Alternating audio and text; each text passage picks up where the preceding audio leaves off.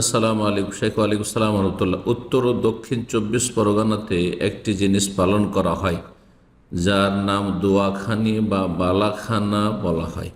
গ্রামবাসী একটি গরু সবাই মিলে কিনে জবাই করে, তারপর রান্না হয় এবং ওই রান্না মাংস সবাই ঘরে নিয়ে গিয়ে খাওয়া দাওয়া করে এই বিশ্বাসে যে এতে গ্রামবাসীর বালা মুসিবত দূর হয়ে যাবে। শেখ, এটা কি হাদিস দ্বারা প্রমাণিত না এটা একটি বিদআত? এটি জঘন্য বিদআত, এর কোনো প্রমাণ নেই। জি, এগুলি হচ্ছে ইসলামের নামে কুসংস্কার। কুল্লু বিদআতিন দলালা, প্রত্যেক বিদআত হচ্ছে গুমরাহি। এগুলি নতুন কাজ।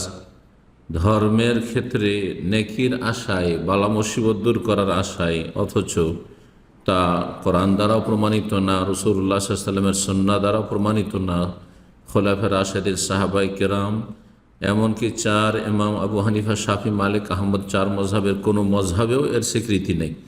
সুতরাং এগুলি হচ্ছে নব আবিষ্কৃত বিদআত, আর বিদআতের পরিণাম হচ্ছে জাহান্নাম। আল্লাহ রাব্বুল আলামিন এই জাহান্নামের রাস্তা থেকে বেঁচে থাকার তৌফিক দান করুন।